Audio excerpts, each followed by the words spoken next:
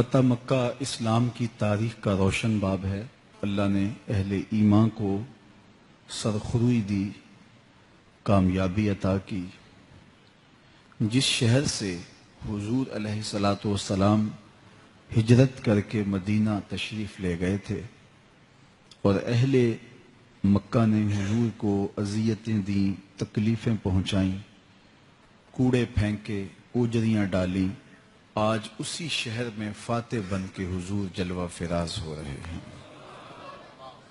اور دن کتنا روشن تھا، کتنا شاندار تھا۔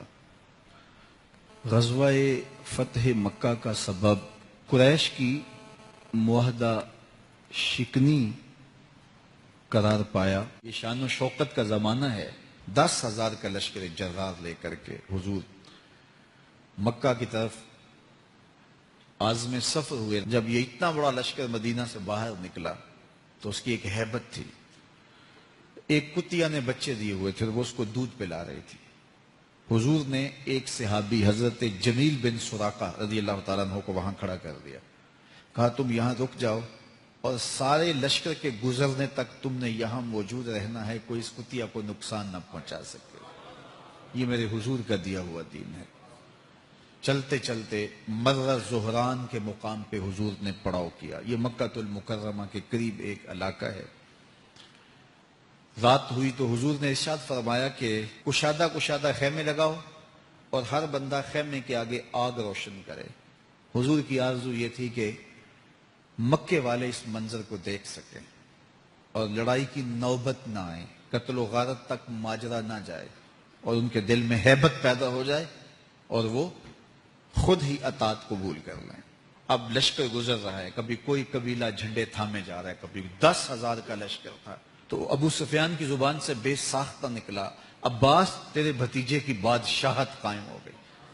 کہا بھولے نہ بنو، یہ بادشاہت نہیں ہے، یہ نبوت کی شان ہے۔ جب حضور مکے میں داخل ہو رہے تھے، حضور کے سر پہ یمنی چادر کا امامہ تھا، کسوہ نامی اونٹنی پہ بیٹھے تھے، اور آقا کریم علیہ الصلوۃ والسلام کو دیکھنے کے لیے چھتیں بھری ہوئی تھیں، لیکن حضور کا سر عجز سے جھکا ہوا تھا، حتیٰ کہ اونٹنی کے کجاوے کی جو لکڑی ہے حضور کے امامے کا کور اس کو چھو رہا تھا۔ اور حضور اس طرح مکہ المکرمہ میں داخل ہوئے۔ جو ہی حضور سین حرم میں داخل ہوئے، آقا نے اونٹنی پر ہی طواف کا آغاز کیا اور اپنی چھڑی سے حجر اسود کا استلام کیا، اور اللہ اکبر حضور نے کہا۔ جب حضور نے اللہ اکبر کہا، 10,000 صحابہ نے اللہ اکبر کا نعرہ لگایا، مکے کی وادی گونجنے لگی، اللہ اکبر کے نعرے کا تسلسل قائم ہو گیا۔ پھر حضور نے خاموش ہونے کا اشارہ دیا تو سارے خاموش ہوئے۔ 360 بت تھے جو اطراف کعبہ میں نصب کیے گئے تھے۔ حضور چھڑی سے اشارہ کرتے اور جاء الحق و زہق الباطل پڑھتے، اور وہ بت اوندا ہو کے گر پڑتا۔ اللہ اکبر۔ ادھر ظہر کا وقت ہو گیا، حضور فرمایا بلال کدھر ہے؟ حاضر کیے گئے۔ فرمایا کعبے کی چھت پہ کھڑے ہو کے اذان پڑھو۔ اللہ اکبر۔ بلال کعبے کی چھت پہ کھڑے ہو گئے۔ جب ہم اذان دیتے ہیں تو رخ کدھر کرتے ہیں؟ قبلہ کی جانب۔ اور اگر کوئی کعبہ کی چھت پہ کھڑا ہو تو وہ تو جدھر رخ کرے ادھر ہی قبلہ ہے۔ اب حضرت بلال اذان دینے کھڑے ہوئے، حضور طواف کر رہے تھے۔ اللہ اکبر۔ بلال ادھر گھومتے جا رہے ہیں جدھر حضور گھومتے چلے جا رہے ہیں۔ اذان ازل سے تیرے عشق کا ترانہ بنی، نماز تو اس کی دید کا ایک بہانہ بنی۔ اسی حرم کے صحن میں بلال حبشی کو مارا گیا تھا، انہیں اذیتیں دی گئی تھی شہر مکہ میں۔ آج سارے نیچے کھڑے ہیں، بلال حبشی اوپر کھڑا ہے۔ عزتوں کی معراج عطا کی گئی۔ حضور علیہ الصلوۃ والسلام تشریف لائے اور آقا کریم نے فرمایا کہ لوگوں بتاؤ تمہارا کیا گمان ہے میرے بارے۔ انہوں نے کہا آپ کریم باپ کے کریم بیٹے ہیں، تو آپ سے ہمیں خیر کی توقع ہے، لیکن انہیں یہ تھا کم از کم ہمیں مکہ بدر کر دیا جائے گا۔ لیکن میرے حضور نے فرمایا آج میں تمہیں وہی کہوں گا جو حضرت یوسف نے اپنے بھائیوں کو کہا تھا، جاؤ چلے جاؤ، آج میں نے تم سب کو آزاد کیا۔ سن 8 ہجری کو یہ واقعہ ہوا۔ 9 ہجری کو حضور نے حضرت ابوبکر صدیق کی قیادت میں حج کے لیے قافلہ بھیجا اور 10 ہجری میں خود آئے۔ تو وہ منظر بھی شان و شوکت کا ایک عجیب رنگ ہے۔ اللہ تعالی ہم سب کو فتح مکہ کی برکتوں سے مالا مال فرمائے۔ آج میں دوپہر کو بیٹھا تھا تو وہ ایک شخص آ کے میاں صاحب کا شعر پڑھنے لگا دیگر تے دن گیا محمد اوڑک نو ڈب جانا. تو میری نظر چلی گئی, میں نے کہا ابھی تو 10 بجے ہوں گے. تو میں نے کہا صبح کے 10 بھی بج گئے ہیں اور پھر 12 بھی بج جانے, پھر ظہر بھی ہوگی, پھر دیگر بھی ہوگی, اور اس کے بعد پھر شام بھی ہو جانی ہے. اب ہم دیگر تک تو پہنچ گئے ہیں, اب شام کے تدلکے بھی قریب ہو گئے ہیں, تو یہ دن ڈوب جانا تھوڑی دیر کے بعد. یہی مثال ہماری زندگی کی ہے. کوئی دوپہر تک آ گیا ہے, کوئی چاش تک آ گیا ہے, کوئی ظہر تک آ گیا ہے, کوئی عصر تک آ گیا ہے, اور کسی کی زندگی کا سورج بالکل غروب ہونے کے قریب آ گیا ہے. صاحبو, پتہ کوئی نہیں کہ ہمارا اگلا قدم کہاں ہے.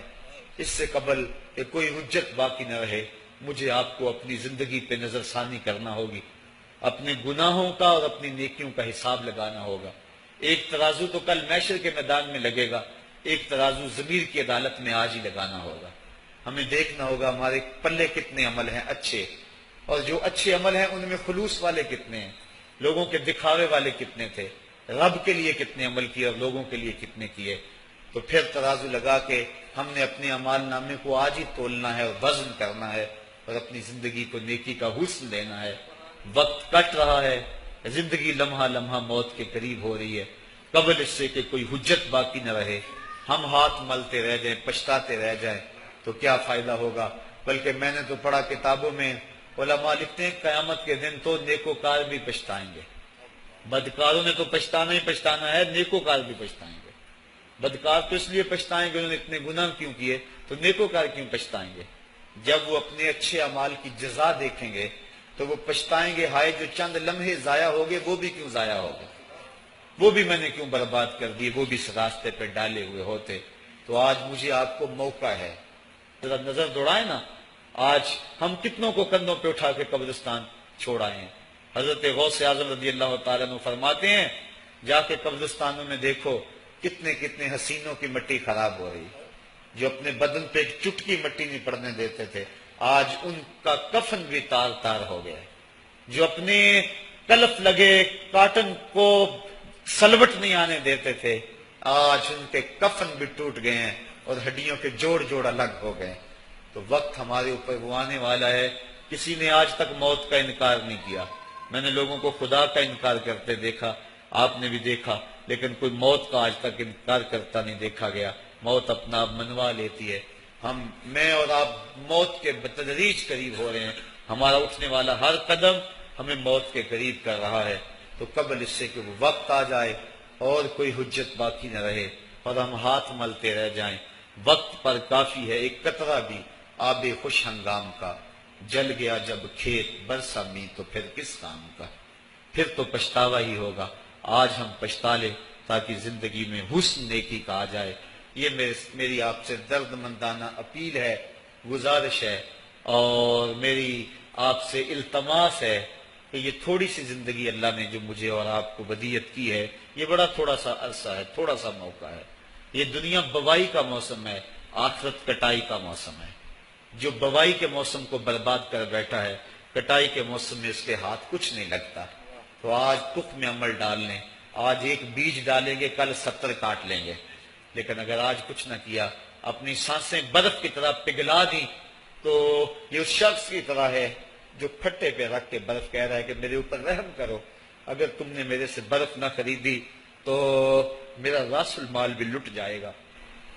ہمارا راس المال سانسوں کی صورت میں لٹ رہا ہے. اللہ مجھے آپ کو اپنی رحمتوں کا حصار عطا فرمائے. آفاق کے ہر ہر گوشے میں قرآن سنا کر دم لینا, اب رکنا نہیں, اب تھمنا نہیں.